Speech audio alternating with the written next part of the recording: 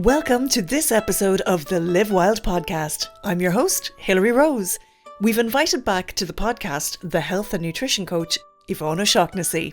So many people tuned into Yvonne's expertise in Series 1, we decided to have her back this time to talk about gut health, weight loss, and how we are what we eat.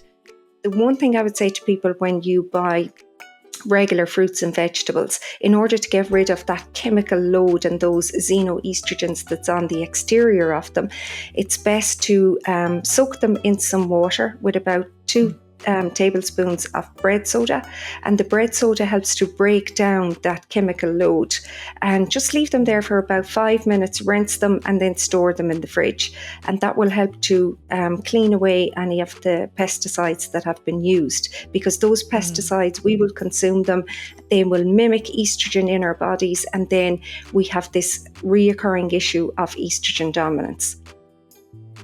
Yvonne is a walking encyclopedia when it comes to nutrition, and she's always happy to help people, and it's an absolute pleasure to welcome her back. Yvonne O'Shaughnessy, the health and nutrition coach. Welcome back to the Live Well podcast. Thank you so much for having me back. I'm delighted to be here. This is your second time on the podcast. I feel this could become a regular thing.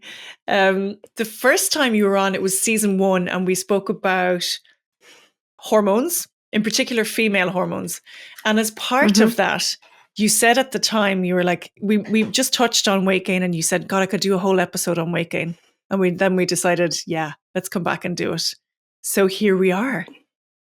Here we are. There is so much to talk about, isn't there, when it comes to weight gain? Hormones, you know, you could just talk forever about hormones, but linked with weight gain, there's so much to discuss. So I suppose first and foremost, how and why do we gain weight? It's so multifactorial. There's so many things that we have to consider, you know, and so many people think it's calories in versus calories out. And that is a factor for sure. But we have to consider so many other things, especially for women, because we're complex little things. You know, we've got hormones that we need to address, and we have to look at the balance of estrogen, progesterone, testosterone, mainly estrogen and progesterone, and how they impact our adrenal gland and our thyroid gland. We have to look at our gut health. We have to look at the type of foods that we're eating as well, because not all calories are equal. And not all foods are equal as well, you know, because we've got processed foods, and these processed foods are changing our stem cells and how they're making us produce fat, you know. So the chemicals in our food, like obesogens is what they call them now, and they are chemicals that are found in food, like preservatives, additives, BRE colorings, flavorings, all of those kind of things. They really have an impact on our stem cells, and they make our stem cells become fat producing cells, which is extremely scary to think that we're actually doing this to ourselves through poor food choice as well, you know. That's absolutely frightening. I never knew that you could change your stem cells with what you're eating. I always thought that, you know, your stem cell was obviously, you know, a core part of you, but I didn't realize it could be changed by processed foods. Let's come to that a little bit later on, okay? Let's go into the hormone side of it. I know we did a whole episode on hormones, but this is so important to talk about when we talk about weight gain. So obviously you have estrogen and you've got progesterone. How do those two impact our weight gain? Okay, so estrogen is the one that we're most familiar with. We talk about that a lot more than progesterone, because estrogen drops in the menopause and causes so many issues for women, like hot flushes and night sweats and so on and so forth. And then during the perimenopause, estrogen can be the one that we talk about more because it fluctuates so much. So it's like a roller coaster during the perimenopause. It's up and down, and we feel up and down as well. But in relation to weight gain, estrogen dominance is what affects us the most, because estrogen actually promotes the storage of fat, and it causes, if we have high estrogen levels, it means that our progesterone levels can be low, or the ratio of estrogen to progesterone in the body is not balanced. So that can have a huge impact on our weight. But most especially because estrogen promotes the storage of fat, and it can also have a huge impact on our inflammation levels. And inflammation causes our insulin levels to be imbalanced. So we can crave sugar more, and we can become insulin resistant as well. So we're less insulin sensitive. So if we're insulin resistant, we're just not using the glucose in our blood. We're not using that properly, and we start to store fat rather than using it for energy. So estrogen dominance has a huge impact on our weight, and that has an impact then on our progesterone levels, because progesterone can be low because estrogen is so high and so dominant over it. And progesterone is our calming hormone. It's the hormone that keeps us cool, calm, and collected at the end of the 2 weeks of our cycle. So it's really important that we ovulate in order to produce progesterone. Progesterone is produced in our ovaries and by our adrenal glands also. And we'll talk about progesterone later on in relation to stress, but for now, in relation to weight and weight gain, progesterone is really important to us because it can boost our metabolism once it's balanced. But if it's low, obviously our metabolism is going to become sluggish. And the one thing that women will notice a lot at the end of their cycle is that they will have a lot of water weight gain in the last 2 weeks of their cycle. So they're going to obviously weigh more, and their clothes won't be as nicely fitted because we have too much water retention. And low progesterone levels can cause that as well. So it's getting that balance right between estrogen and progesterone that's absolutely vital when it comes to maintaining your weight. So we need to get the estrogen levels usually down in the perimenopause. We need to get the progesterone levels up, and that's really important. But we need to work with somebody who's able to help you with that. Like, you can do that through your diet. We can do that through, watching the amount of things that we put on our skin, and shampoos and cleaning products and everything like that. They're called Xenoestrogens, and we can talk about those as well in relation to weight and how they impact our weight, because everything impacts our weight. So let's go back to the estrogen dominance for a minute. If somebody's in perimenopause and they decide that HRT is going to be beneficial for them, would that cause a spike in estrogen dominance and therefore weight gain? The HRT? Yes. So HRT is a tricky one because it's not a one-shoe-fits-all approach. Like, some people think, I can just put on the patch, take some progesterone, and my hormones are going to balance out. And if that was the case, that would be amazing for so many women. But that's not always the case. So many women struggle with it because it's difficult to get the dosage right because of the fluctuating hormones as well, especially if you're perimenopausal. If you're perimenopausal, your hormones are spiking and dipping and spiking and dipping. And that means that that's very difficult to give somebody 2 hormones and say that they're going to work just, day by day, because you have to consider that the hormones are going up and down. Does HRT cause weight gain? It shouldn't cause weight gain if the dose is right, but that's the sweet spot, getting the dose right. So for those people who do start on HRT and think it's not for me, you do have to play around with it a little bit. You can't just try it and give up, because that might be the solution for you. It's not always my solution. I always try to use herbal medicine, supplementation, go through your diet in order to try and increase estrogen naturally. But for some women, that type of estrogen is just not enough, and they need to go down the HRT route. So it's trying to get that balance of estrogen and progesterone right. And it could take months to get that balance right. So it's important that women bear that in mind. It's not after the first month, the situation may not be fixed, but you might be getting a better overall picture of how your body is responding to the HRT, because the progesterone can be quite difficult for some women to break down.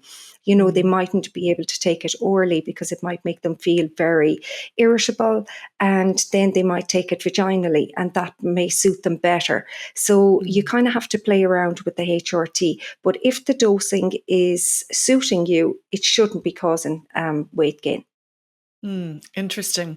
Let's go to the xenoestrogens. I remember you did a video on this before on your Instagram page, and I was blown away by where we find them, all the xenoestrogens, and how it affects us.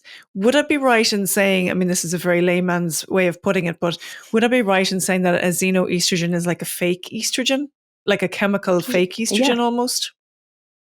Absolutely. Yeah, that's exactly what it is. They are estrogens that we take in the form of, we take them in through like fake tans, shampoos, makeup. They're in plastic. A lot of them are in plastic. So, one of the worst things you can do is put food into a plastic container and then heat it in the microwave, because the heating process is releasing even more of those xenoestrogens. That's going into your food. Or storing your food. Don't bring your lunch in a plastic lunchbox, because the xenoestrogens are leaking into the food, and we're consuming those. The food, as soon as you come home from the supermarket, if your food is stored in plastic, like, carrots and parsnips sometimes can be in a tray, or broccoli chopped up, and they can be in a tray and then wrapped in cling film. That's more xenoestrogen. So try and get them out of those plastic containers or those plastic coverings as quickly as you can. When you come home, strip back all of your shopping, if, within reason, and try and store them loosely in the fridge instead of storing them in the plastic, because they will absorb the xenoestrogens from the cling film and the plastic tray. And then we have them in our environment every day, of course. We have them in our food because of chemicals and, when food is not organic. So the one thing I would say to people when you buy regular fruits and vegetables, in order to get rid of that chemical load and those xenoestrogens that's on the exterior of them, it's best to soak them in some water with about 2 tablespoons of bread soda, and the bread soda helps to break down that chemical load, and just leave them there for about 5 minutes, rinse them, and then store them in the fridge, and that will help to clean away any of the pesticides that have been used, because those pesticides, we will consume them, they will mimic estrogen in our bodies, and then we have this reoccurring issue of estrogen dominance. So the xenoestrogens, as you said, Hilary, they're the fake estrogens. We get them in things like, as I said, the fake tan, the plastic, the makeup, everything like that. And then when they get through to our bloodstream, they start to mimic estrogen in our bodies. So our liver is now overburdened because it has extra estrogen. It got the estrogen from, our hormones, from that being produced from our ovaries, and then it got the extra estrogen in through the diet, through plastic that came in, or through our skin, through fake tan, makeup, perfumes, all of that kind of thing. Cleaning products, we breathe them in when we're cleaning. So, it's really important that we strip back all of those, because we have an issue as women with estrogen dominance. We don't want to be taking on or taking in extra estrogens that are going to mimic our own estrogen, because then it gives the liver extra work to do. And the liver is a vital organ when it comes to maintaining our weight. It's unbelievable, isn't it? We have to be really tuned into our environment, our products, our food, to future-proof our bodies as women. And of course, these xenoestrogens, they affect men as well. And when they affect men, you start to see men developing the man boobs, and they can also start to hold more fat around their bum and hip and thighs, because men typically don't hold weight there. Women usually do. It's estrogen that gives us that curviness. But when it comes to liver health, our liver is really important when it comes to weight, because our liver actually metabolizes. That means it breaks down the extra estrogen. So if you have a sluggish liver, from processed foods, over indulging in alcohol, stress, then your liver isn't able to break down these extra estrogens, and they stay circulating in the blood. And if they stay circulating, then they have that negative impact on our hormones, and they also encourage our fat cells to produce more fat, and then our fat will produce more estrogen. So it's a vicious cycle. That's just a knock-on effect. A knock-on effect. I had a look at xenoestrogens, a list of them earlier on, and I'm going to read some out because people aren't going to be aware, and it was actually frightening. I'm probably going to put a link to this list in the show notes so people can actually have a look. I'm just going to have a look at a few of them here. It's everything from skincare to industrial products. So when you look at industrial products, this means anything with plastic, electronics, building materials, furnishings. So you're going to have them in everything from your carpets to your bedclothes to beds, building supplies, insecticides. So we talked about that. That's coming in on the food, pesticides. Where are we? Household products, everything from toilet paper, even menstrual products. It's coming in everywhere. So you'd have to assume then that the majority of people possibly are estrogen dominant because of these xenoestrogens. Yeah, exactly. It has a profound impact on our overall hormonal health, and it's putting huge pressure on our liver, and it's putting huge pressure on our gut health as well, because we have to consider the estrobolome. So the estrobolome is the little guy in the gut that controls and breaks down the extra estrogen in the gut. So he produces an enzyme called beta-glucuronidase, and beta-glucuronidase is responsible for breaking down that estrogen and making sure that it's not recycled and reabsorbed back into the bloodstream. So if we are not looking after our gut health, then the estrobolome, which is the bacteria that are associated with estrogen, they control the amount of estrogen in our gut. If we don't look after our gut health, we are not looking after the estrobolome, and then the estrobolome are not able to break down the excess estrogen. So the excess estrogen will be reabsorbed from the bowel back into the bloodstream, and then we have even more estrogen again. So our gut health plays a huge role in managing our weight as well. Okay, I want to come to gut health in a while. I'm going to go back to the xenoestrogens again. Presumably, you say they affect women, they affect men in the way that you described, but they must be affecting children as well. Because if our environment and our foods are full of these xenoestrogens, then that's going to presumably affect kids too.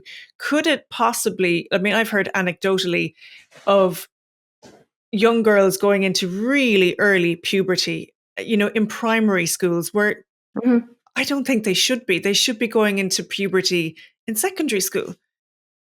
Menstrual cycles starting in third class. I mean, that's just feels wrong on some level, Could that be a contributory factor, these xenoestrogens? Absolutely. Oh, it most definitely is, Hilary, because our environment and our diet, and we're feeding, like, you are what you eat, and that is so true. And we are we're making ourselves produce these things. They're not just doing it, by themselves. We're giving them the foundation, we're giving them the raw materials to do that. And in my own clinic, I have so many young girls aged 9 and 10 where they have started to get their period, and it's traumatizing for them. They're too young to be able to mentally cope with that, and you can see the impact that you can see the connection rather with those children and their weight, and where they are in terms of getting a period, not getting a period. So maintaining weight as well for children is really important, because, as I said already, fat produces fat, but fat is also an endocrine. It actually produces hormones, and it produces estrogen. So the more fat that we have in our bodies, the more estrogen dominant we will be. So if you're a young little girl and you have excess weight, you're going to be producing extra estrogen. So that's not good news for that, child, because it's a big deal to get a period at 9 years of age. Yeah, it's very stressful. And would that be the same for boys in the sense that are they going to be estrogen dominant and possibly then suffer from weight gain at a younger age? Yeah, and they tend to develop like more women-like shapes. They tend to produce boobs, like the moobs, as they're now called, and Bless them. they start to lay down fat on their hips, their bums, and their thighs. And typically, men wouldn't. That would be where women would lay down, but that is typical with estrogen dominance. That's why women that have estrogen dominance, they tend to find it more difficult to shift weight around their bum and their hip and their thighs, because that's where estrogen likes to land itself. But then when we come to the menopause, the distribution of fat changes. So we tend to lay down fat around our waist and around our bellies when we're menopausal. And that's all hormonal. So it's really important that we get that balance of hormones right in order to balance our weight and future-proof ourselves, because we need to start now in our late 30s, 40s, and 50s, so that we can have a better transition into the menopause and beyond. Absolutely. I love that term, future proofing. I always think I spoke to somebody else. She's a menopause expert, and she said the exact same thing. It's future proofing your health. So you're getting all the signals now to have a look at what's working and what's not working. We're going to finish up on the xenoestrogens in a second. But if somebody were to turn around and say, okay, I'm going to try and strip all of these out of my daily life, how would you approach that? How would you recommend them approaching that? I think, first of all, start in the kitchen. Watch what type of Tupperware you're using, and what you're bringing your lunch in as well, because the lunch box, it can be sitting there for 4 or 5 hours before you get to the sandwich or the pasta that might be in the plastic Tupperware. So, you can get glass, the exact same size lunch boxes with glass, and they are much better, because obviously they're not going to release the xenoestrogens. So starting in the kitchen, watching out for the Tupperware. Definitely don't heat anything in plastic in the microwave, because that's really, really going to disturb the plastic in the container. And then I am murder for that. Yeah. I'm just number one. Okay. Right. Yes. Continue. So that's the kitchen. Watch out, we can really change that. And then when it comes to our food, washing our food in the bread soda, just giving it a soak for about 5 minutes, rinsing it, putting it back into the fridge. When we come home from our food shopping, trying to strip the plastic off the foods, and then watching the fake tan is a big deal, because so many women use fake tan. And I am definitely not saying don't be using fake tan, but just try and use something that's organic and that has less chemicals, less of a chemical load for you, because everything that we put on our skin, our liver has to break that down as well. It has to filter it. So try and, give the liver a little bit of a break as well. And I think, like, if we just concentrate on the kitchen, the food, and the products that we're putting on ourselves, perfumes, try to just avoid the perfumes. A natural deodorant, there's loads of different types out there that we can use, because we can definitely take a massive estrogen load on with perfumes and deodorants as well. Wow. Okay. Simple stuff. Start in the kitchen, start with the food, and then look at what's going on in your body. Because I think it can become really overwhelming when you really look at the list, because you think, well, if it's in building materials, sure, we're snookered. The house is made of it. I know. you have to really, I suppose, prioritize. Okay. Let's move on a little bit to cortisol and belly fat. So describe to me, like, what are the telltale signs of somebody who's got high levels of cortisol, and how does that affect when it comes to belly fat and that kind of weight gain, the distribution of it? Hey, If you're enjoying this podcast and you'd like to show us your support, if you like, you could buy us a coffee using the Buy Me a Coffee app or online at buymeacoffee.com/livewildpodcast, or just click the link in our show notes. It will take you there. Alternatively, you could like, subscribe, or share the show with your mates or on social media. It really helps us bring you the very best show. Thank you so much for your help. Okay, so we get stressed, and as we get stressed, we go into that fight or flight mode, and that fight or flight mode increases our sugar cravings, and it makes us more insulin resistant. So we don't use the glucose in our blood as efficiently as we should. So instead of the glucose going into our cells and we using it for energy, it stays to float around and circulate in the bloodstream, and that can cause irritability. It can make us crave more sugar, and it can give us cravings, loads of different types of cravings for salt, carbs, like heavy carb foods, and then we tend to overeat, and that results in weight gain. But there's a huge connection with cortisol and progesterone as well. So we make cortisol and we make progesterone from the same gland. So that gland, doesn't have the ability to make both of them at the same time. So if we are stressed, we will either make cortisol. So then we won't make progesterone. And remember, I said earlier that progesterone is our cool, calm, and collective hormone. So we need to release that when we ovulate. And we do release it, but we just don't release enough of it sometimes. And if we have been stressed at the beginning of the month, we have been releasing cortisol, so we haven't made enough progesterone. So when it comes to the last 2 weeks of our cycle, we tend to be more irritable, have more PMS, PMT, and that is because we produced more cortisol, and the cortisol prevented the progesterone being released. And now, in the absence of progesterone, so progesterone is low, cortisol is high, we just become fat storing machines instead of fat burning machines. So our progesterone is really important because it actually increases our metabolism. But if we didn't make it because our cortisol levels were so high, then we don't have any. So how can our metabolism increase or be more metabolically productive? It can't, because it wasn't there. So cortisol has a huge impact. Obviously it's going to impact our sleep as well. So when we sleep, we start to balance out two hormones called ghrelin and leptin. So leptin is our, as I call it, it's the limiter. When we have eaten enough, our leptin kicks in, tells the brain you're now satisfied, you don't need to eat anymore.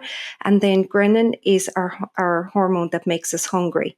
But if we don't sleep, those hormones can become very imbalanced, and they have a huge impact on our weight, because we can get up in the morning and we feel constantly hungry, and that's because our cortisol levels are up, we didn't sleep well, we might be drinking too much caffeine during the day, that's going to increase our cortisol level as well, and our leptin levels are low. So cortisol has a huge impact overall and on our estrogen, our progesterone, our ghrelin, our leptin, our insulin sensitivity or insulin resistance. It's multifactorial. It's not just that we're stressed and we feel like having some more chocolate. It's having a huge impact on all of those hormones. And I suppose then if somebody comes to you and they're suffering from very high levels of stress, which is elevating their cortisol, cortisol can be like or elevated levels of cortisol can be like a signifier for burnout. Absolutely. And then burnout is where you're at the point of exhaustion. Where do you even start with that? Because trying to give somebody this type of information or try to guide them gently back to a place of balance is very hard when they're just at the point where they're at breaking point and can't cope anymore. So what would you suggest there for people listening? Yeah, it's a really tough one because it's a vicious cycle, The first thing, and I don't say this lightly, the first thing is to try and manage stress. And I don't say that lightly, because some people have daily stress that they have to deal with. They might have a sick child, a sick parent, there's no getting away from that. So they have to try and manage that stress. So managing that stress, like looking at ways that they can cope with that stress, is really, really important. And that's why it's important to work with somebody who can help them, because you can't do it on your own, because you're overwhelmed already with the stress that you have to deal with every day. So taking little steps to manage the stress is really important. Meditation is really helpful, really impactful on bringing down our cortisol level. And there is a huge connection with our gut and our brain. So, looking after our diet is really important, but to try and not make it complex for somebody, try to start with the little bit of stress management at the beginning. And then sleep is absolutely vital, because what I see with my own clients is that they're exhausted because they're not getting a good night's sleep. And then they're up and they have to face a stressful day. In order to keep themselves on the go, they're drinking coffee, they're drinking loads of green tea, which has caffeine in it as well. And green tea is amazing. But sometimes it's just too much caffeine for them. Or they're drinking like loads of tea throughout the day, just to keep them, propped up and fueled and going throughout the day. But that's having a huge impact on the fight or flight mode. So, and again, at nighttime, it's going to impact their sleep. So if they could really focus in on the sleep, double down on the sleep, because if they get a good night's sleep, mentally, you're going to be more rational. And you're going to be able to cope with life better if you've had a good night's sleep. So working with somebody who can help you to get that sleep pattern right, cut back on the caffeine, get off the phone before you go to bed. Because they will really impact your sleep. Take things like magnesium biglycinate, really beneficial for sleep. Things like ashwagandha. Obviously, if you're on medication, you need to check with your GP to make sure that you can take any of these. But they help to modulate cortisol. So adaptogen herbs, really helpful to break down the cortisol in the body so that it's not registering as extreme stress on the body all of the time. And that will have a positive impact on our sleep cycle. And then hopefully that person will have a better night's sleep. If you have a better night's sleep, you've better judgment, you're better able to cope with things. And then you're able to address the diet, But when you're exhausted, you're just looking for the sugar, the coffee to just keep you going, because you're in fight or flight mode. So you just have to keep going. And that's a fast track to a full body crash, really, at the end of the day, and possibly also the pathway to chronic illness, which nobody wants to be going down that road. So absolutely, step by step. What are your thoughts on fasting? Fasting. Amazing. Like fasting, there's so much amazing research out there in relation to fasting. So what I would advise people, if they're interested in fasting, is to start off on a short fast, because some people that are very, their blood sugar levels might be a little bit up and down and imbalanced. They can find fasting very difficult at the beginning and think, oh, fasting is not for me. So, just start on a short fast, like fast from 6 o'clock in the evening. And then when you get up in the morning at, we'll say 7, you can have your breakfast again. Some people will fast from 6 o'clock and they may not eat again until 12 o'clock the next day. And there's so many benefits to fasting, but you have to start with a small fast and increase it by a half an hour every couple of days. Don't try and do a big 16 or 17 hour fast, because that might be just too much to begin with. But fasting is so beneficial, especially when it comes to weight loss, because we have microbiome, gut bacteria, that make us crave processed foods and sugar and fats and all the bad stuff that we shouldn't be eating. But if we fast, we actually starve that bacteria, which is really beneficial. So they don't get fed, and if they don't get fed and we're not giving them the sugar or the processed food, they start to die away. So then the impact for us is positive because we're not craving those foods. So fasting is really beneficial for that reason alone. So it really helps our gut bacteria. And if you imagine, like when we're fasting, the gut bacteria can repair itself and replenish itself because it's not being overburdened by food, having to digest that food over and over again.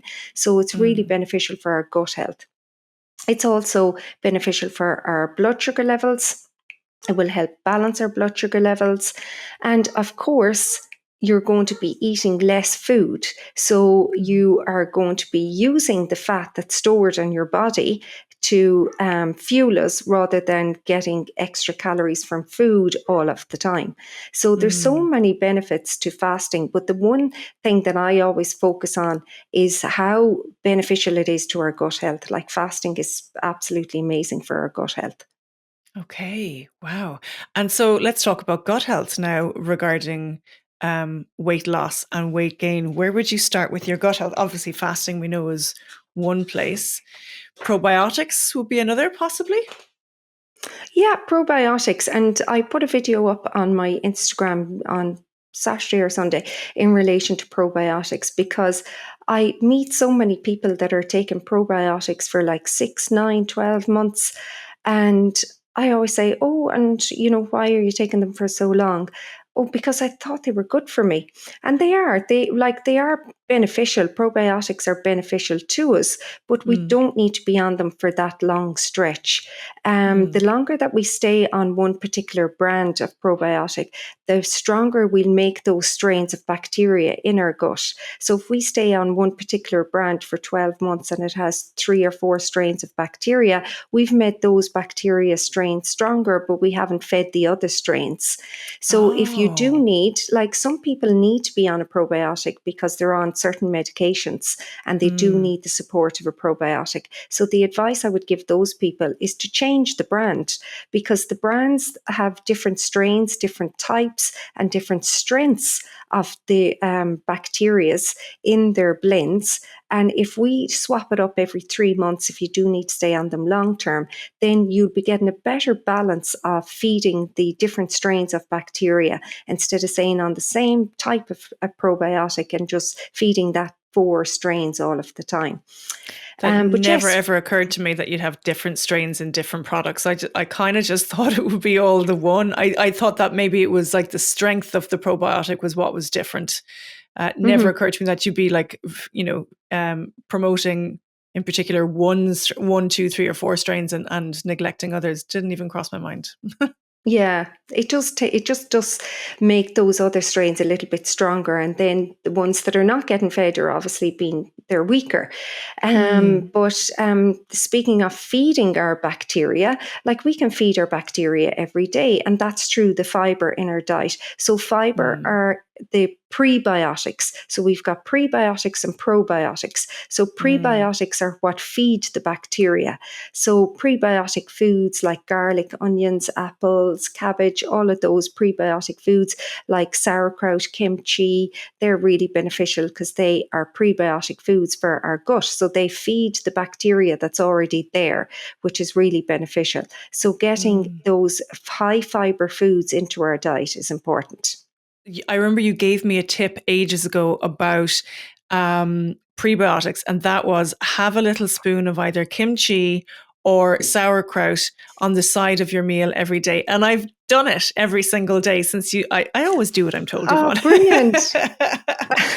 Good. Yeah. Isn't that just a really simple way of adding a prebiotic?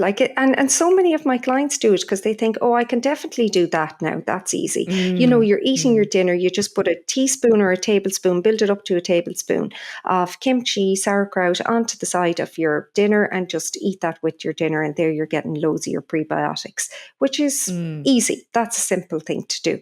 But variety is key, because we have trillions of bacteria in our gut. So we tend to buy the same things in the supermarket. We go down the same aisle. We know exactly what we're going to buy. We're in and out in, half an hour, 40 minutes, because we tend to just buy the same things all of the time. But trying to just introduce different types of fruits and vegetables into our diet, even if we only said, okay, this week I'll introduce one new vegetable, and then next week you're going to introduce one more. At the end of the month, you have, a different variety of fruits and vegetables in your diet, and that's not too difficult to attain. And those different types of foods will feed different types of bacteria in our gut. So the diversity of our bacteria is absolutely key, because then that will ensure that the estrobolome is fed. We will reduce inflammation, and that's important for weight loss. The estrobolome is important for weight loss because the estrobolome manages the amount of estrogen, and estrogen, remember, is fat storing.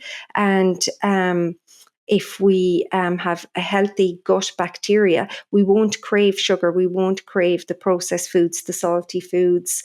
Our serotonin level will be satisfied.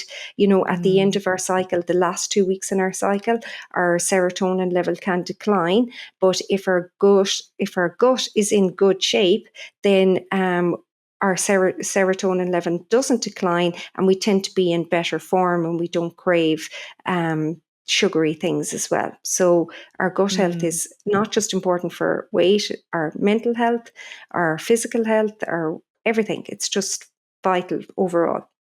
They call it the gut-brain axis, isn't it? That's, I think, the term that's used to describe it. So when you talk about guts, then what are your thoughts on things like colonic irrigations or enemas? If people are, I suppose, struggling with the gut and just wanting a fresh start, we'll call it. What are your thoughts on those? Yeah, absolutely. Colonic irrigation I've often recommended it to my clients because it's so beneficial at cleaning the gut. And I recommend a lady here, and I remember her telling one of my clients that having that colonic irrigation was like having 40 bowel motions. Oh my So goodness. it cleaned out so much of her gut that she was delighted, because she was very constipated, very sluggish, and she felt really well after it. Wow. So I think that there is a benefit to it for sure, especially for people that struggle with constipation or a sluggish bowel, because remember, if it doesn't leave the body, it's going to be reabsorbed, and this is a huge factor. Like, we have a colon cleanse, and it is so popular because so many people use it, because the constipation is a huge factor for so many people, and it's probably down to a little bit of stress as well, because when we're stressed, we tend to get a bit more tense, and that tightens up the digestive system and makes the bowel more sluggish. But it's really important that we clean out that bowel, because the recycling process is so unhealthy for our liver and for circulating estrogens as well. So I think it's a good thing. Great. Sticking with the gut, low-fat foods, what are your thoughts on those? They're quite controversial now. I mean, they came out in the 80s as the next best thing. But now there seems to be a change of thought on them, and the tide has turned on low-fat foods, and everybody's now looking for the full fat, including myself. Yeah, absolutely. It's amazing, the shift, but it's a really positive one, because low fat foods are so processed and so bad for us, because they have so many artificial sweeteners, flavors, preservatives, and those artificial sweeteners are so damaging and harmful to our gut bacteria, and they will impact our blood sugar levels overall because of the impact that they're having on our gut bacteria. So, let's take yogurt, for example, which is naturally has that fat reoccurring.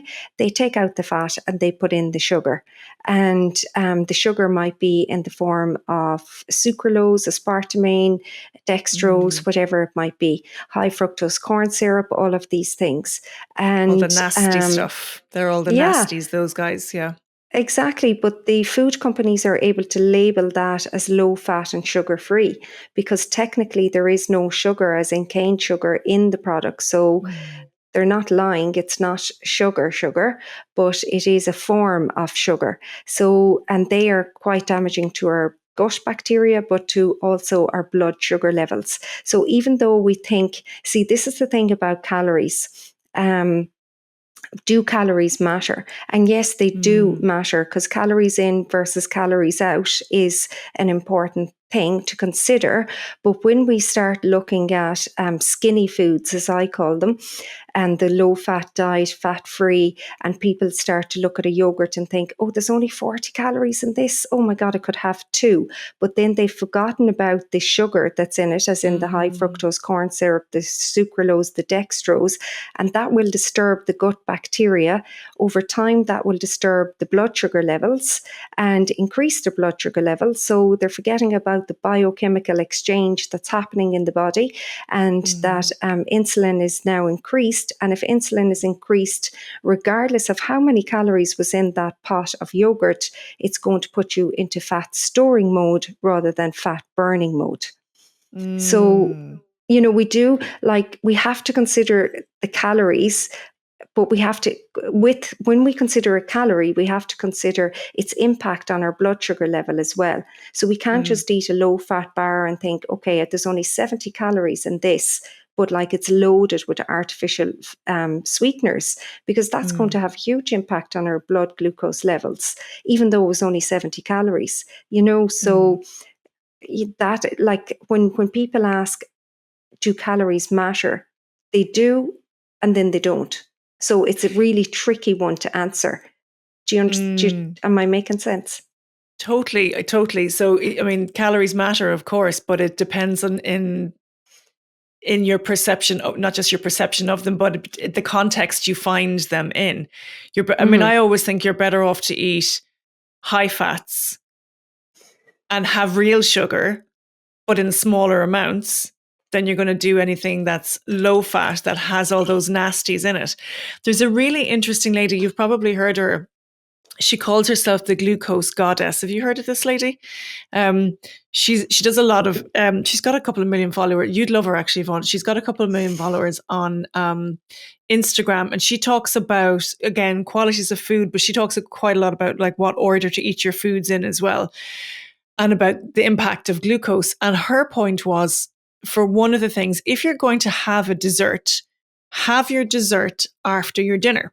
And if you're going to have the dessert, have it with full fat cream. It needs to be with full fat cream. I think she described a process of where full fats will bind onto some of the sugars as well and help to control the spike of cortisol and glucose in the body. That's getting into a whole other, area of how to eat your food and when to eat it and why to eat it. But again, let's just go back to what our grandmothers ate. That's really, if we can do that, we're in good shape. Whole foods, whole fats, nothing processed, everything fresh. I think we're going to be in good shape if we can manage to do that. Absolutely. It's just about, like, nutrition can get very complicated for people. They get overwhelmed. I'm not sure what to eat, when to eat it. I just always say, just strip it back to, like, and I mean physically strip it back to foods with no packaging, as little ingredients as possible, and make sure that you understand those ingredients as well, because those ingredients are having a huge impact on your weight. They are, as I said earlier, making your stem cells become fat producing cells. So we have to look at the ingredients. We have to start getting more aware of what's in our food, and like just bringing it back to our basics: our fruits, our vegetables, nuts, seeds, lean proteins.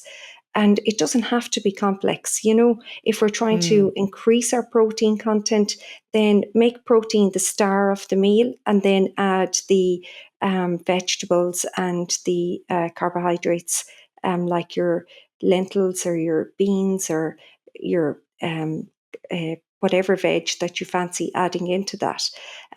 Because some people find it really difficult to increase protein in their diet as well. And that's a whole other podcast. It really is. It really is. It really is. Oh my goodness. Okay. So the takeaway from this, if we can break it down into 5 points, and we're going to leave the listeners with the 5 points of how to approach weight loss. Mm-hmm. I mean, I'm sorry to throw this at you because it's so complex, but let's try and break it down to 5 points. Where would you start? Okay, 5 points. Number 1 is hormones. Okay. We've got to get on top of the hormones, because if we don't control the hormones and we don't control the estrogen is going to drive the insulin resistance, and the progesterone, if it's low, is going to drive water retention and increased appetite. So it's really important to get the balance of those two right. Really, really important. For men and women? Absolutely, yeah, absolutely. Yeah. Okay. Now, Okay. men don't have much progesterone, but they do have progesterone. So the progesterone is more focused on the women, but men do have estrogen, and we need to control the amount of estrogen that they have as well. So balancing those two hormones is key to weight loss and weight gain. Yeah. Okay. Weight loss. Okay. Number 2. Number 2 is gut health, because if we don't look after our gut, we won't be looking after the estrobolome. And the estrobolome is going to manage and help us to metabolize the extra estrogens. So if we have, let's say we've managed to balance our hormones, if we don't look after the gut and we get rid of the extra hormones and they go into our gut, if the estrobolome is not there and the other beneficial bacteria are not there to break down what the body is giving it to get rid of it, then it's going to recircle back in. So it's a vicious cycle, and you've balanced the hormones, but you haven't looked after the gut. So then that won't work out the way you want it to work out, because we have to look after both. They come as a package deal, always, always, always. Okay. So balance hormones, look after the gut. Right. And number then 3. Number 3, we really need to focus on those estrogens, those xenoestrogens, because we really tend to forget about them, because we think, is that really a thing, But it absolutely is. Like, we're consuming so much plastic. So it's really important that we zone in on the xenoestrogens. Watch out, detox your makeup bag. Detox your beauty products and just see what's in here that I could get rid of and swap for something a bit more natural and kinder to my body, because we have enough going on with our own estrogens. We don't want to be taking on extra. So that's number 3. Number 4, we've got to manage the stress. If we don't manage the stress, we won't be able to manage the hormones. And so many women try this. They try to balance their hormones, but they're like extremely stressed every single day. And they're wondering, how come I'm not feeling any better? And it's kind of a vicious cycle. You're robbing Peter to pay Paul the whole time, because you're robbing yourself of progesterone, and you're increasing your cortisol level, and unless you stop producing cortisol, you can't produce progesterone. So it's a vicious cycle, and unless we control the stress levels, we will never control our hormones. So the stress is absolutely vital. And sometimes people, they tend to just be in a stress state for no particular reason, like they're they over worry and overthink and overanalyze things. And it's a habit, so they're making themselves more stressed. Whereas we can practice to stop doing that to ourselves, because it's like self-sabotage, and learning how to relax and not be overcritical of ourselves as well. So managing the stress is really, really important. That was number 4. That was 4. We're on to number 5. What's it going to be? Number 5. What's number 5 going to be? Number 5, I suppose it's obviously our diet is really, really important. It's zoning in on the diet in terms of our level of processed foods, our level of sugar. Like, sugar is in everything, absolutely everything. So it's controlling the amount of sugar that we take in. Like, sugar sugar imbalances our blood sugar levels. That's going to have an impact on our estrogen level. Our estrogen level is going to have an impact on where we store the fat.